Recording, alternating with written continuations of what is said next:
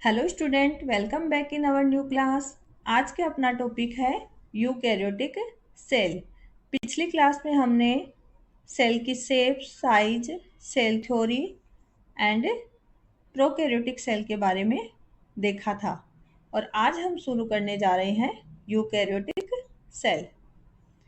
Eukaryotic cell किसे कहते हैं?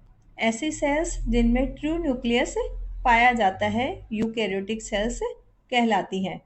ट्रू न्यूक्लियस मतलब ऐसा न्यूक्लियस जिसमें न्यूक्लियस के चारों ओर न्यूक्लियर एनवेलप प्रेजेंट होता है, न्यूक्लियस में न्यूक्लियोलस पाया जाता है और क्रोमोसोम के फॉर्म में जेनेटिक मटेरियल पाए जाते हैं। ट्रू न्यूक्लियस कहलाता है। तो यूकैरियोटिक सेल्स जो होती हैं उनमें ट्रू न्यूक्लियस प्रेजेंट रहता है। यूकैरियोटिक सेल किन में पाई जाती हैं? जितने भी प्रोटिस्ट हैं जैसे अमीबा, प्रोटोजोआ, प्लांट्स हैं, एनिमल, फंगी, इन सब में जो सेल्स होती हैं वो यूकैरियोटिक टाइप की सेल्स होती हैं। यूकैरियोटिक सेल्स जो होता है उनका एक स्पेशल फीचर होता है कि इनके अंदर एक्सटेंसिव कंपार्टमेंटलाइजेशन देखने को मिलता है। इनका जो साइटोप्लाज्म है उसमें एक्सटेंसिव कंपार्टमेंटलाइजेशन पाया जाता है through the presence of membrane bound organelles. Eukaryotic cells जो होती हैं उनके अंदर मेम्ब्रेन बाउंड ऑर्गेनल्स पाए जाते हैं जिसकी वजह से इनके साइटोप्लाज्म के अंदर कंपार्टमेंटलाइजेशन देखने को मिलता है। जैसे ये है आपकी एक प्लांट सेल जो कि एक यूकैरियोटिक सेल है। इसके अंदर एक कंपार्टमेंट ये है जो न्यूक्लियस का है, दूसरा वैक्यूल्स का है, तीसरा माइटोकॉन्ड्रिया का, क्लोरोप्लास्ट का। तो इस तरह से कई सारे कंपार्टमेंट, अलग अलग कंपार्टमेंट देखने को मिलते हैं क्योंकि इन सारे ऑर्गेनल्स के की अपनी एक क्या होती है, मेम्ब्रेन होती है। तो उस मेम्ब्रेन की वजह से इनका जो साइटोप्लाज्म है उसमें अलग अलग कंपार्टमेंट देखने को पाया जाता है। तो ये यूकैरियोटिक सेल का एक स्पेशल फीचर है कि इनके अंदर एक्सटेंसिव कंपार्टमेंटलाइजेशन देखने को मिलता है।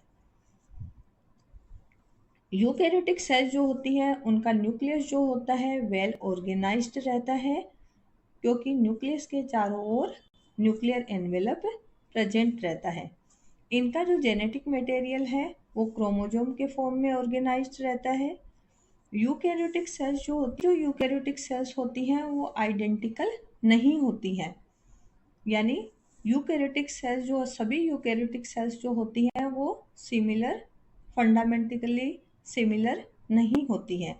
जैसे अगर हम एक प्लांट सेल को देखें तो प्लांट सेल में एक सेल वॉल पाई जाती है, प्लास्टिड होते हैं, लार्ज सेंट्रल वैक्यूल्स पाई जाती है, जबकि ये सब एनिमल सेल में अब्सेंट होती है। और अगर हम एक एनिमल सेल को देखें तो उसके अंदर सेंट्रियोल्स पाए जाते हैं जो कि प्लांट सेल में एब्सेंट होते हैं। तो प्लांट सेल और एनिमल सेल दोनों में डिफरेंस देखने को मिलता है, इसलिए eukaryotic cells are not identical. जैसे ये है आपके एक प्लांट सेल और ये है आपकी एनिमल सेल। अगर हम इस प्लांट सेल को देखें तो इसके बाहर की ओर सेल वॉल पाई जाएगी, इसके अंदर प्लाज्मा मेम्ब्रेन होती है, सेल्स के अंदर एक फ्लूइड मैट्रिक्स भरा रहता है जिसको जिसको साइटोप्लाज्म कहा जाता है। सेल्स के सेंटर में एक बड़ी सी सेंट्रल वैक्यूल पाई जाती है। इस सेंट्रल वैक्यूल की वजह से न्यूक्लियस जो होता है वो सेल के पेरीफेरी में पाया जाता है।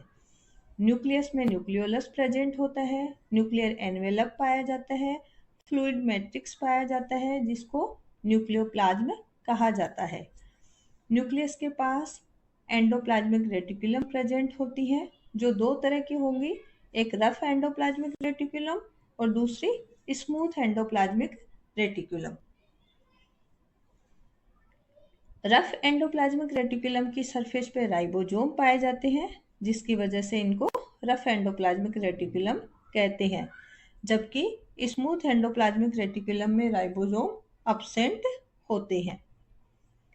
सेल जो होती है उसके अंदर माइटोकॉन्ड्रिया पाए जाते हैं, क्लोरोप्लास्ट प्रेजेंट रहता है, पर ऑक्सीसोम्स पाए जाते हैं, माइक्रोट्यूब्यूल्स प्रेजेंट रहती हैं गोल्जी एपरेटस पाए जाते हैं। तो ये है लाइजोजोम प्रेजेंट रहते हैं। तो ये है आपके एक प्लांट सेल जिस जिसकी डिटेल स्टडी हम आगे के पॉइंट्स में करेंगे। ये है आपकी एनिमल सेल। तो एनिमल सेल को हम देखें तो इसके बाहर केवल एक मेम्ब्रेन पाई जाती है जिसको प्लाज्मा मेम्ब्रेन कहा जाता है। इसमें कोई सेल वॉल नहीं पाई जाती। एनिमल सेल के अंदर क्लोरोप्लास्ट भी नहीं पाया जाता है। माइटोकॉन्ड्रिया पाए जाते हैं। बड़ा सा सेंटर में न्यूक्लियस पाया जाता है। क्योंकि इसमें सेंट्रल वैक्यूल अब्सेंट होती है इसलिए न्यूक्लियस कहाँ पर वैक्यूल्स अब्सेंट होती है इसलिए न्यूक्लियस सेल के सेंटर में प्रेजेंट होता है। साइटोप्लाज्म पाए जाते हैं, उसमें गोल्जी एपरेटस पाया जाता है, लाइजोजोम पाए जाते हैं। तो सारे सेल ऑर्गेनल्स पाए जाते हैं लेकिन क्लोरोप्लास्ट इसमें अब्सेंट होता है। अगर एनिमल सेल को हम देखते हैं तो इसमें सेंट्रियोल पाया जाता है जो कि प्लांट सेल के अंदर अब्सेंट होता है। तो ये है एक प्लांट और एनिमल सेल की स्ट्रक्चर। अब हम देखते हैं कि यूकैरियोटिक सेल जो है उसमें कौन कौन से पार्ट पाए जाते हैं। यूकैरियोटिक सेल में बाहर की ओर सेल एनवेलप पाया जाता है। उसके अंदर का पार्ट कहलाता है प्रोटोप्लाज्म। सेल एनवेलप में दो तरह की लेयर पाई जाती हैं।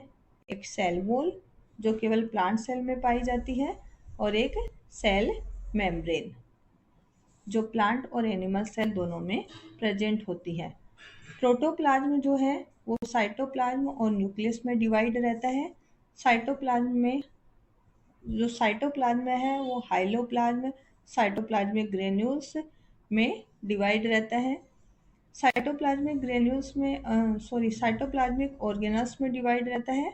साइटोप्लाज्मिक ऑर्गेनल्स में mitochondria, lysosome, plastid, ribosome, centrioles और एंडोप्लाज्मिक रेटिकुलम पाई जाती हैं। साइटोप्लाज्म में कुछ इनएक्टिव सब्सटेंसेस पाए जाते हैं जैसे protein, minerals and lipids. Protoplasm का जो न्यूक्लियस होता है उसमें न्यूक्लियर मेम्ब्रेन पाई जाती है, न्यूक्लियोलस प्रेजेंट होता है, न्यूक्लियोप्लाज्म पाए जाते हैं एंड क्रोमेटिन इनमें प्रेजेंट होता है। तो ये है कि यूकैरियोटिक सेल की स्ट्रक्चर जिसमें सेल एनवेलप और प्रोटोप्लाज्म में डिवाइड रहती है। अब हम यूकैरियोटिक सेल जो है उसके अलग अलग पार्ट्स देखते हैं। सबसे पहले हम देखते हैं यूकैरियोटिक सेल की सेल मेम्ब्रेन कैसी होती है। यूकैरियोटिक सेल की जो सेल मेम्ब्रेन होती है वो थिन, इलास्टिक, डायनेमिक और लिविंग प्रोटेक्टिव लेयर होती है। इसका एक स्पेशल फीचर होता है कि ये सिलेक्टिवली परमिएबल मेम्ब्रेन होती है, यानी ये सिलेक्ट करके मॉलिक्यूल्स को सेल के अंदर बाहर जाने देती है। सेल मेम्ब्रेन जो होती है वो साइटोप्लाज्म के बाहर भी पाई जाती है और साइटोप्लाज्म के अंदर भी पाई जाती है। साइटोप्लाज्म के अंदर कैसे? क्योंकि सेल जो है उसके अंदर कई सारे सेल ऑर्गेनल्स प्रेजेंट होते हैं। जैसे सेल जो है उसके अंदर कई सारे सेल ऑर्गेनल्स पाए जाते हैं जैसे माइटोकॉन्ड्रिया, वैक्यूल्स, गोल्जी बॉडी। इन सब की अपनी क्या होती है? मेम्ब्रेन होती है। तो सेल मेम्ब्रेन जो होती है वो साइटोप्लाज्म के बाहर भी होती है और साइटोप्लाज्म के अंदर भी पाई जाती है। इस सेल मेम्ब्रेन की डिटेल स्टडी की गई इलेक्ट्रॉन माइक्रोस्कोप की खोज के बाद 1950 में। 1950 में इलेक्ट्रॉन माइक्रोस्कोप के इन्वेंशन के बाद सेल जो है सेल मेम्ब्रेन जो है उसकी डिटेल स्टडी की गई। सेल मेम्ब्रेन की जो केमिकल स्टडी है वो की गई ह्यूमन आरबीसी पर। ह्यूमन आरबीसी को जब इलेक्ट्रॉन माइक्रोस्कोप में देखा गया तो इसकी सेल मेम्ब्रेन की केमिकल स्टडी के बारे में पता चला। सेल मेम्ब्रेन जो होती है वो लिपिड और प्रोटीन की बनी होती है जिसमें लिपिड 40% और प्रोटीन होता है 52%। यानी सेल मेम्ब्रेन लिपिड और प्रोटीन की एक लेयर होती है। इस सेल मेम्ब्रेन के लिए कई सारे मॉडल दिए गए। सेल की जो प्लाज्मा मेम्ब्रेन जो है उसकी स्ट्रक्चर को डिफाइन करने के लिए कई सारे मॉडल दिए गए, लेकिन इसमें सबसे एक्सेप्टेड मॉडल जो है वो है फ्लूइड मोज़ेक मॉडल। ये जो फ्लूइड मोज़ेक मॉडल है वो सिंगर और निकोलसन ने दिया था 1972 में।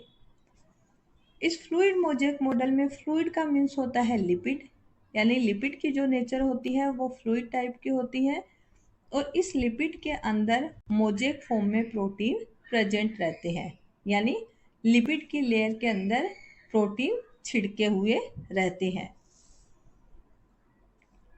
तो इस फ्लूइड मोज़ेक मॉडल के अनुसार क्या है कि जो सेल मेम्ब्रेन है वो लिपिड और प्रोटीन की बनी होती है। लिपिड जो होते हैं वो मेनली फॉस्फोलिपिड होते हैं जो बाइलेयर के रूप में अरेंज रहते हैं। फॉस्फोलिपिड में भी फॉस्फोग्लिसराल्डिहाइड ग्लिसराइड जो है वो मेनली पाया जाता है। इस फॉस्फोलिपिड के अलावा सेल मेम्ब्रेन जो होती है उसमें कोलेस्ट्रॉल भी पाया जाता है। अगर हम इस फॉस्फोलिपिड की स्ट्रक्चर देखें तो इसमें एक हेड होता है और दो टेल होती हैं। हेड जो होता है वो साइटोप्लाज्म के बाहर की तरफ रहता है, हाइड्रोफिलिक होता है और पोलर होता है, जबकि टेल जो होती हैं वो दो होती हैं, अंदर की ओर पाई जाती हैं और इस सेल को एक्वस एनवायरनमेंट से प्रोटेक्ट करती हैं। इसकी जो टेल होती है वो हाइड्रोफोबिक होती है, नॉन पोलर होती है और सेचुरेटेड होती हैं। तो ये है एक फॉस्फोलिपिड की स्ट्रक्चर। अगर हम प्रोटीन देखें तो जो लिपिड बाइलेयर है उसके बीच बीच में प्रोटीन धंसे हुए रहते हैं। कुछ प्रोटीन जो है सरफेस पर भी पाए जाते हैं। तो जो प्रोटीन है वो दो तरह के होते हैं। एक है पेरिफेरल प्रोटीन जो कि सेल मेम्ब्रेन की सरफेस पर पाए जाते हैं। इन पेरिफेरल प्रोटीन को एक्सटर्नल प्रोटीन या एक्सटेंसिव प्रोटीन भी कहा जाता है। दूसरे प्रोटीन होते हैं इंटरनल प्रोटीन जिनको इंटेग्रल प्रोटीन भी कहा जाता है। ये या तो पार्शियली या टोटली मेम्ब्रेन के अंदर धंसे हुए रहते हैं। ये है फ्लूइड मोज़ेक मॉडल। ये लिपिड की बाइलेयर जिनका पोलर हेड बाहर की ओर और नॉन पोलर टेल जो होती है अंदर की ओर रहती है। प्रोटीन दो तरह के होते हैं, एक पेरिफेरल प्रोटीन जो सरफेस पर पाए जाते हैं और दूसरे प्रोटीन जिनको इंटरनल प्रोटीन कहते हैं। ये या तो पूरी तरह से मेम्ब्रेन के अंदर धंसे रहते हैं या पार्शियली धंसे हुए रहते हैं। तो ये है इंटरनल प्रोटीन। जो सेल है उसके बाहर की ओर शुगर मॉलिक्यूल्स भी पाए जाते हैं। अगर ये शुगर मॉलिक्यूल्स लिपिड से अटैच रहते हैं तो इनको ग्लाइकोलिपिड, और अगर ये प्रोटीन से अटैच रहते हैं तो इनको ग्लाइकोप्रोटीन कहा जाता है। तो ये है आपके fluid mosaic model, cell membrane का फ्लूइड मोज़ेक मॉडल जो सिंगर और निकोलसन ने दिया था 1972 में। अब देखते हैं इस फ्लूइड मोज़ेक मॉडल की मेन पॉइंट्स क्या हैं। फ्लूइड मोज़ेक मॉडल के अनुसार क्या है कि सेल मेम्ब्रेन किसकी बनी होती है, लिपिड और प्रोटीन की बनी होती है।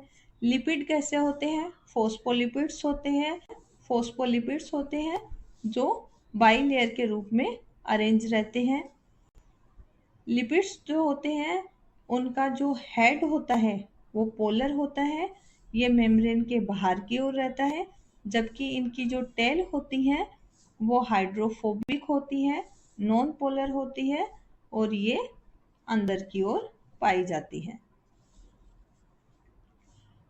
लिपिड जो है उनकी नेचर होती है क्वासी फ्लूइड नेचर, और इस क्वासी फ्लूइड नेचर के कारण जो लिपिड की जो लेयर होती है उसके अंदर प्रोटीन जो होते हैं वो लेटरल मूवमेंट कर सकते हैं। जैसे ये प्रोटीन है, लिपिड की लेयर में धंसा हुआ, ये इधर मूवमेंट कर सकता है, इधर मूवमेंट कर सकता है, लेकिन ये ऊपर नीचे मूवमेंट नहीं कर सकता। तो जो लिपिड बाइलेयर होती हैं उसके अंदर जो प्रोटीन होते हैं वो लिपिड की फ्लूइड नेचर की वजह से लेटरल मूवमेंट कर सकते हैं, लेकिन जो लिपिड होते हैं वो लेटरल मूवमेंट भी कर सकते हैं और फ्लिप फ्लॉप मूवमेंट भी कर सकते हैं। यानी ये लिपिड यहाँ आ सकता है, ये यहाँ आ सकता है।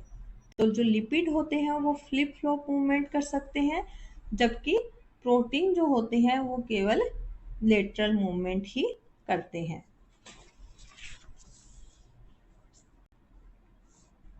ये जो है सेल मेम्ब्रेन, उसके लिपिड की जो नेचर होती है वो कैसी होती है? फ्लूइड नेचर होती है।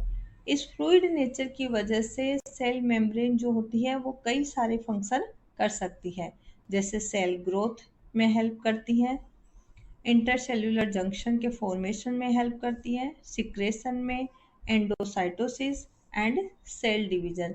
ये जो सेल के सारे फंक्शन है वो लिपिड की फ्लूइड नेचर की वजह से ही कंप्लीट होते हैं। तो ये है आपके फ्लूइड मोज़ेक मॉडल। अब हम देखते हैं सेल मेम्ब्रेन के फंक्शन क्या क्या है। जैसा कि हमने पहले देखा कि सेल मेम्ब्रेन में लिपिड कैसे होते हैं? फ्लूइड नेचर के होते हैं। इसलिए जो सेल मेम्ब्रेन है उसकी नेचर कैसी होगी? फ्लूइड नेचर होती है। तो इस फ्लूइड नेचर की वजह से जो प्लाज्मा मेम्ब्रेन है वो सिक्रेशन का काम करती है, सेल ग्रोथ में हेल्प करती है, सेल डिवीजन में हेल्प करती है, इंटरसेल्यूलर जंक्शन के फॉर्मेशन में हेल्प करती है, एंडोसाइटोसिस में हेल्प करती है, और इसका जो मोस्ट इम्पोर्टेंट फंक्शन है सेल मेम्ब्रेन का वो है, जो सेल मेम्ब्रेन का मोस्ट इम्पोर्टेंट फंक्शन है वो है ट्रांसपोर्ट ऑफ मॉलिक्यूल्स। मॉलिक्यूल्स जो होते हैं वो प्लाज्मा मेम्ब्रेन से होकर के सेल के अंदर बाहर ट्रांसपोर्ट कर सकते हैं। अब ये जो मॉलिक्यूल्स का ट्रांसपोर्ट होता है प्लाज्मा मेम्ब्रेन से होकर के वो दो तरह से हो सकता है, एक पैसिव ट्रांसपोर्ट और दूसरा एक्टिव ट्रांसपोर्ट। पैसिव ट्रांसपोर्ट किसे कहते हैं? Molecules can move across the membrane without any requirement of energy। यानी ऐसा ट्रांसपोर्ट जिसमें मॉलिक्यूल्स को सेल के अंदर बाहर आने जाने के लिए किसी भी एनर्जी की रिक्वायरमेंट नहीं होती है। बिना एनर्जी के जो मॉलिक्यूल्स हैं वो सेल के अंदर बाहर मूव कर सकते हैं, उसे पैसिव ट्रांसपोर्ट कहते हैं। जबकि एक्टिव ट्रांसपोर्ट में क्या होता है कि मॉलिक्यूल्स जो होते हैं सेल के अंदर बाहर मूव करने के लिए मॉलिक्यूल्स को एनर्जी रिक्वायरमेंट होती है, एटीपी के रूप में एनर्जी की ज़रूरत होती है, और उसी एनर्जी की वजह से मॉलिक्यूल्स जो होते हैं वो सेल के अंदर बाहर मूव कर सकते हैं। तो ये एक्टिव ट्रांसपोर्ट कब होता है? जब मॉलिक्यूल्स कंसंट्रेशन ग्रेडियंट के अगेंस्ट मूव करते हैं तो एक्टिव ट्रांसपोर्ट होता है। जैसे ये है सेल मेम्ब्रेन, अब ये बाहर की ओर मॉलिक्यूल्स हैं जैसे सोडियम, पोटेशियम, इनकी कंसंट्रेशन बाहर की ओर लो है, जबकि अंदर की ओर इनकी कंसंट्रेशन कैसी है? हाई है। तो मेनली मॉलिक्यूल्स क्या होते हैं? हाई कंसंट्रेशन से लो कंसंट्रेशन की ओर मूव करते हैं। लेकिन अगर कोई आयन लो कंसंट्रेशन से हाई कंसंट्रेशन की ओर मूव करता है तो ये कंसंट्रेशन ग्रेडियंट के अगेंस्ट मूवमेंट होता है, और इस तरह के मूवमेंट को करने के लिए एटीपी के रूप में एनर्जी की ज़रूरत होती है। और जब मॉलिक्यूल्स के मूवमेंट के लिए एनर्जी की रिक्वायरमेंट होती है, एनर्जी खर्च होती है, तो उस ट्रांसपोर्ट को एक्टिव ट्रांसपोर्ट कहा जाता है। जैसे ये है आपके ट्रांसपोर्ट ऑफ मॉलिक्यूल्स, ये है आपके लिपिड की बाइलेयर और इसके अंदर धंसे हुए प्रोटीन। अब ये कुछ मॉलिक्यूल्स जो है जैसे गैसेस जो होती हैं वो इस लिपिड बाइलेयर से होकर के डिफ्यूजन के द्वारा मूव कर जाती हैं। डिफ्यूजन मतलब कि गैसेस जो होती हैं हाई कंसंट्रेशन से लो कंसंट्रेशन की ओर मूव करती हैं। तो इसके लिए किसी एनर्जी की ज़रूरत नहीं होती है। ऐसे ही वाटर जो होता है H2O, ये भी हाई कंसंट्रेशन से लो कंसंट्रेशन की ओर मूव करता है डिफ्यूजन के द्वारा। और वाटर का जो डिफ्यूजन होता है उसको ओस्मोसिस कहते हैं। तो वाटर भी क्या होता है, हाई कंसंट्रेशन से लो कंसंट्रेशन की ओर ओस्मोसिस के थ्रू मूव कर जाता है। तो इसके लिए भी किसी एनर्जी की रिक्वायरमेंट नहीं होती है। पोलर मॉलिक्यूल्स जो होते हैं वो लिपिड बाइलेयर से होकर के सेल के अंदर मूवमेंट नहीं कर सकते। तो इनके लिए ज़रूरत होती है प्रोटीन्स की। जो इंटेग्रल प्रोटीन्स होते हैं वो पोलर मॉलिक्यूल को फैसिलिटी देते हैं सेल के अंदर मूव करने की। तो ऐसा जो डिफ्यूजन होता है उसको फैसिलिटेटेड डिफ्यूजन कहा जाता है। इस डिफ्यूजन के लिए भी किसी एनर्जी की रिक्वायरमेंट नहीं होती है। लेकिन कुछ आयंस जैसे सोडियम पोटेशियम पंप, ये जो है इसके मूवमेंट करने के लिए एटीपी के रूप में एनर्जी खर्च होती है। इसलिए इनका जो ट्रांसपोर्ट है वो एक्टिव ट्रांसपोर्ट कहलाता है। ये जो आयंस होते हैं वो अपनी लो कंसंट्रेशन से हाई कंसंट्रेशन की ओर मूव करते हैं, यानी कंसंट्रेशन ग्रेडियंट के अगेंस्ट इनकी मूवमेंट होती है। और ऐसी मूवमेंट को कंप्लीट करने के लिए एटीपी के रूप में एनर्जी यूज में आती है। इसलिए ये ट्रांसपोर्ट एक्टिव ट्रांसपोर्ट कहलाता है। तो जो सेल मेम्ब्रेन है उसका मेन फंक्शन होता है ट्रांसपोर्ट ऑफ मॉलिक्यूल्स, जो दो तरह का हो सकता है, एक पैसिव ट्रांसपोर्ट और दूसरा एक्टिव ट्रांसपोर्ट। पैसिव ट्रांसपोर्ट में एक है डिफ्यूजन, दूसरा ओस्मोसिस और तीसरा फैसिलिटेटेड डिफ्यूजन। डिफ्यूजन में molecules move across the membrane from higher concentration to lower concentration. और ओस्मोसिस में भी क्या होता है, वाटर मूव करता है हायर कंसंट्रेशन से लो कंसंट्रेशन की ओर। फैसिलिटेटेड डिफ्यूजन में भी क्या होता है, पोलर मॉलिक्यूल्स जो होते हैं वो हायर कंसंट्रेशन से लो कंसंट्रेशन की ओर मूव करते हैं। लेकिन ये जो पोलर मॉलिक्यूल्स है वो नॉन पोलर लिपिड बाइलेयर के द्वारा सेल के अंदर मूव नहीं कर सकते। तो इनके मूवमेंट के लिए कैरियर प्रोटीन की ज़रूरत होती है। और ये कैरियर प्रोटीन इन मॉलिक्यूल्स को सेल के अंदर मूवमेंट कराने के लिए फैसिलिटी देते हैं। इसलिए इनको फैसिलिटेटेड डिफ्यूजन कहा जाता है। तो ये है आज का अपना टॉपिक, सेल मेम्ब्रेन।